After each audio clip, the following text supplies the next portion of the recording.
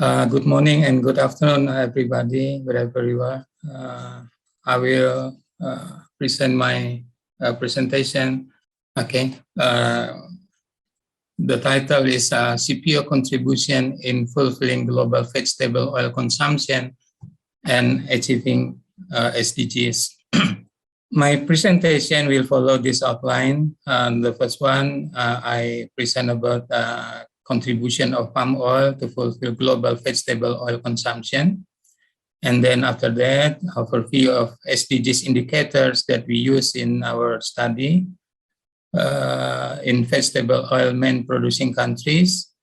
And then contribution of palm oil to the achievement of SDGs. And then the last is the conclusion.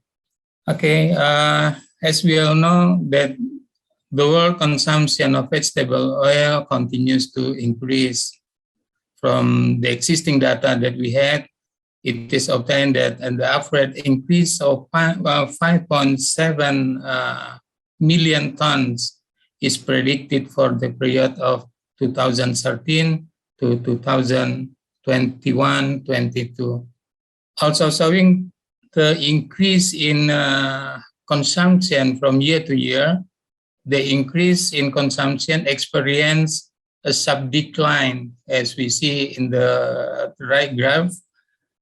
There is a sub-decrease after 2070 to 78, we thought it is to be due to the effectiveness of the effort by some countries not to consume palm oil. The increase in consumption occurred in all major vegetable oil. As we see in this graph, the highest growth occurred in sunflower oil and followed by soybean oil.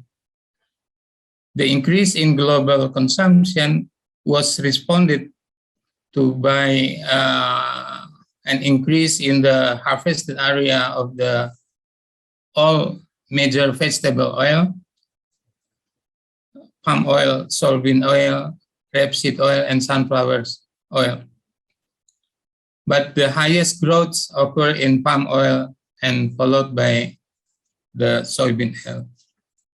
In the world, main palm oil producing countries during the period of 2000 to 2021, the largest growth in harvested area occurred in Thailand, as we see from the left side.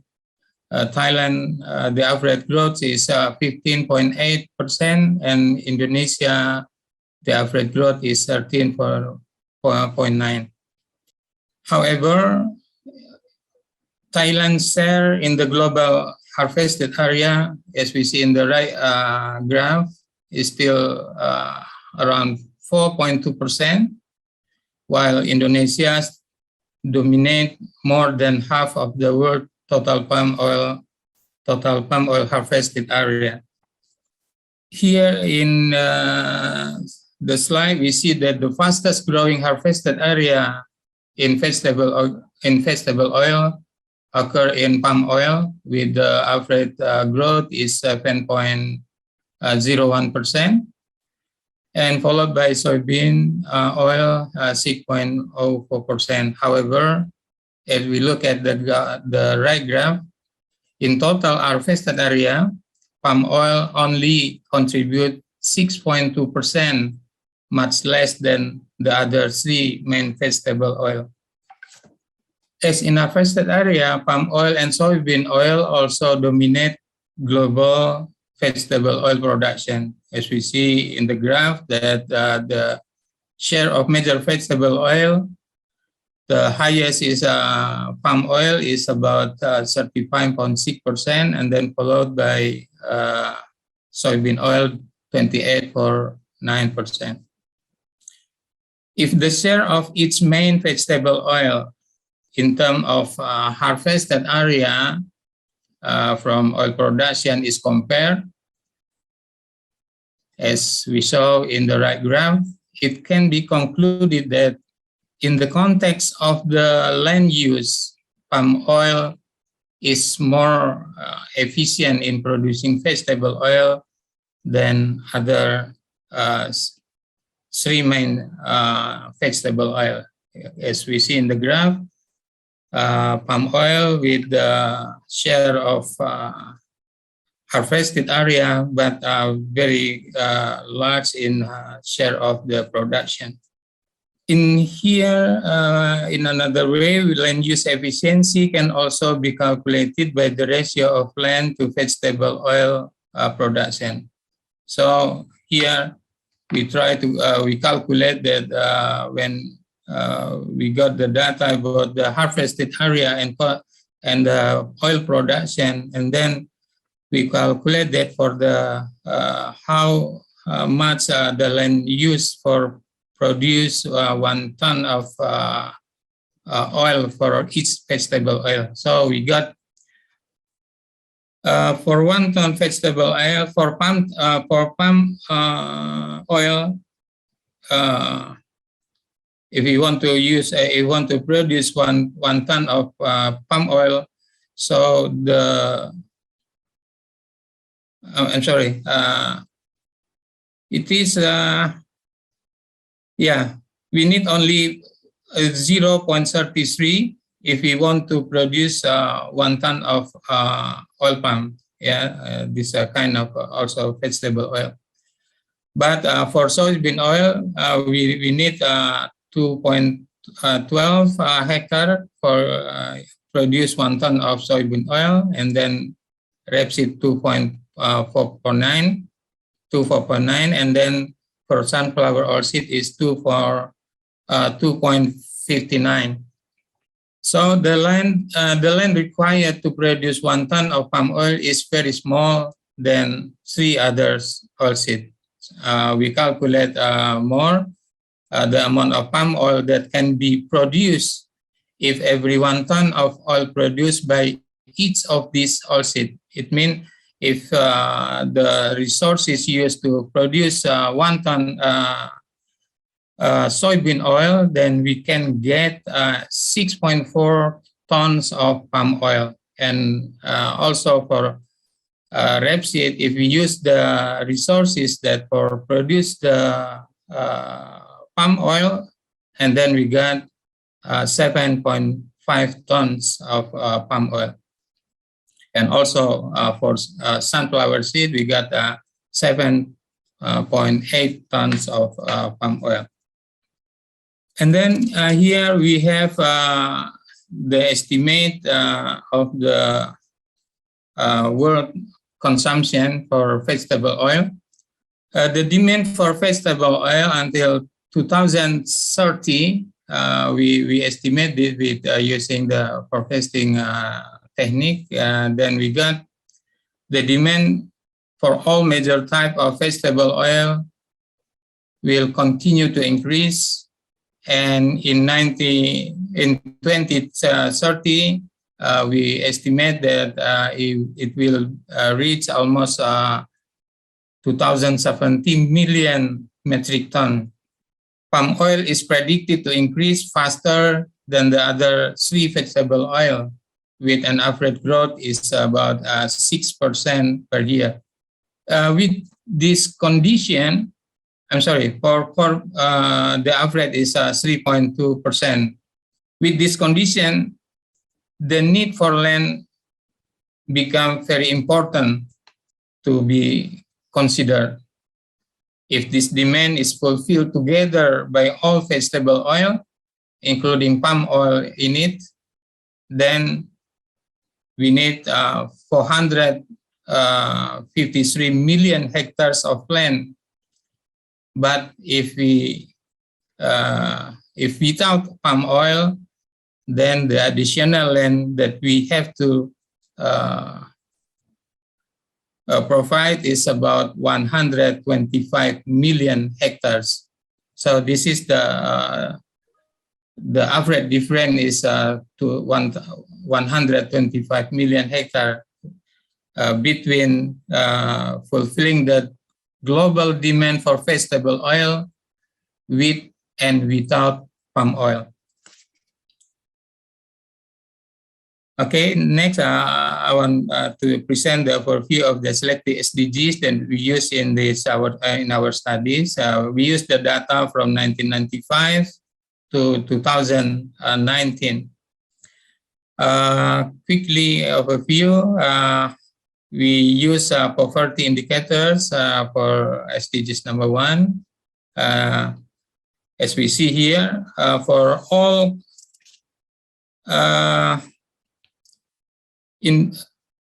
countries, the condition of poverty is there is an improvement there. We use Indonesia as a representative of palm oil in main producing country, and then Brazil as a representative of main producing country for soybean, and then European Union for representative of main producing country in rapeseed oil, and then Ukraine for the representative of main producing country in sunflower oil. So we look at this, the poverty and hunger indicators, both in left side graph and then the right side graph. We see that both conditions are improving, where both are decreased in all countries. All countries, I mean this year, the main producing countries that we have we used for as a sample in our study.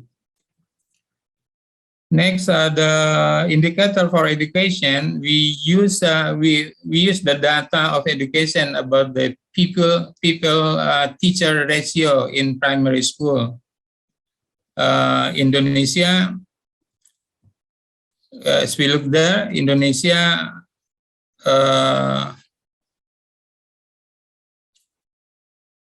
shows the better improvement with education during the 1995 to 2019, and almost all countries experience the same, except for the EU, because the EU the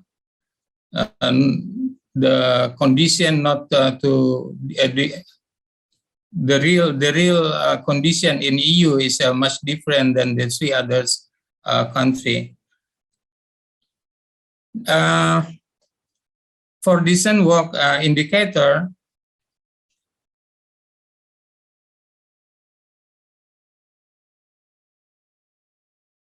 we have we use the data share of GDP, share of vegetable oil to GDP as our proxy to the economic growth. How development of the vegetable oil contribute to this indicator. So from this graph, we see that significant increase we see in Ukraine and also in Indonesia. This both country shows the same condition for the decent work. Next, for CO emission, we use the data for climate action here is a CO2 emission and the certification of the palm oil, vegetable oil. So as we look here, CO2 emission in Indonesia as main producing countries of palm oil produce the lowest CO2 emission here, as we see in the graph, in the left graph side. In the left side of graph, where the blue graph is Indonesia, we see that in the bottom of the graph. Meanwhile, certification as an effort to control environmentally friendly vegetable oil management continues to increase, especially in our country, in Indonesia, where the number of certification until 2021 is about 760 certificates, which covering the area of 5.8 million hectares of palm oil plantation. And next, the SDGs indicator that we have is the life on land. We use two data also. The first one is about the pesticide consumption. And for the second is pesticide fertilizer. For pesticide consumption, we have the use of pesticide here in Indonesia for palm oil is very small, very low compared to the other three vegetable oil. We got the data that to produce 1 ton of palm oil, the need of pesticide is only 0.13 kilograms. And for the use of fertilizers in oil palm is also relatively low compared to other vegetable oil, where we got the data that to produce 1 ton of palm oil, 30 kilograms of nitrogen fertilizer is needed. The largest consumption is of fertilizer is we see here is rapeseed oil, and then followed by sunflower. So this is our study. The main of our study is actually about the impact of vegetable oil on the achievement of the Sustainable Development Goals. Here we studied. We use the econometric analysis model, especially using a simultaneous equation system, which involving 220 variables, with 88 of which are endogenous variables. Dr. Alamsyah, if I may, thank you for the presentation. We are trying to stay in a schedule, and you used 50 minutes. It's just because I have to ensure all the speakers to have the right time. Thank you. Thank you very much. Can I have 2 minutes more, Ivan? Yes, sure. Please go on. Okay. I just go on to this one. We use 6 scenarios we use in our analysis. This is the government policies that can done by each of the government for main producing countries. So from these 6 scenarios, we try to analyze what is the impact of each of the scenario to each of SDGs indicator that we analyze.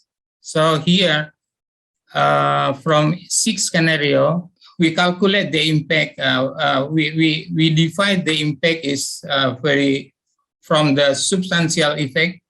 From substantial impact, this is very important impact, and to not important impact. So how important the impact is, we use 2 criteria here, the magnitude of the change after the simulation, and then the consistent of the change of the simulation result. So the final result is we got here from the picture here, you see the significant impact for palm oil is for indicator number 1, number 3, number 4, number 10, 13, and then 14 and 15. So for the important, substantial is very important. And the second, we have also the important impact of 2 SDGs indicator. We got is for indicator number 2 and indicator number 8, and for indicator number 15, especially for fertilizer. While in the other country, as the main producing rapeseed oil, we got this very important is only 1 in indicator number 13, And for soybean producing country, especially for Brazil, we have the significant impact is in indicator number 4 and indicator number 8, and also indicator number 15, especially for fertilizer. And for sunflower producing countries, especially Ukraine, we have also 5 scenario that FF indicator that has a substantial impact. Number 1, number 2, number C, number 4, and number 10. So the others are also give us, and we have also here some insignificant impact. We see here for the dark gray, for example, not the impact to the number 1 indicator for rapeseed is not significant, and also for number 2, and for soybean country, Brazil especially, is the impact for number 1. Indicator number 1 is also not significant. So that's it, Ivan, my presentation. This is some conclusion here that development of certified palm oil. So this should be prioritized to protect global land bank from the inevitable increase in vegetable oil production to meet growing demand. And then the second, the vegetable industry proof has substantial important role to the achievement of SDGs, especially in vegetable oil industries have significant share to GDP. This is for Ukraine and Indonesia especially. The palm oil industry influenced substantially to the achievement of 7 SDGs indicator that we study. Only 9 the indicator. First one is poverty, good health and well-being, education, inequality, climate action, life on land, and also life under the water, and has influenced moderately to hunger and decent work indicators. I think that's all. Thank you very much, and I'm sorry to not to use the time well. Thank you.